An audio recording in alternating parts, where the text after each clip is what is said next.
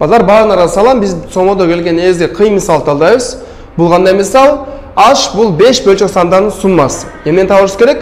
H кандай санга, кандай сандардын ортосунда турат? Же 60-тан 1 50 менен 1-дин ортосунда, же 20-дан 1 12 менен 1-дин ортосунда. Кандай жооп туура болот? Балдар карайсыз, бизде бул жакта эң кичинекей сан бул 1 бөлүнгөн 100. Эң чоң сан бул 1 бөлүнгөн 60. Анда кандай кылабыз?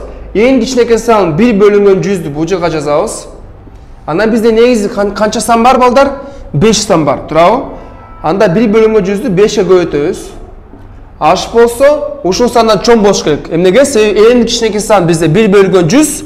Андан мүмкүн элестетебиз, ушул кичинекей сан баары 5 болсо, анда бир сумма чыкмак, туурабы?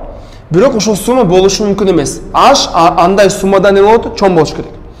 Кандай эң чоң сан бизде 1 бөлүнгөн 60. Анда 5 ге көбөйтөбүз. Силерге суроо, эмнеге 5 ге көбөйтөбүз?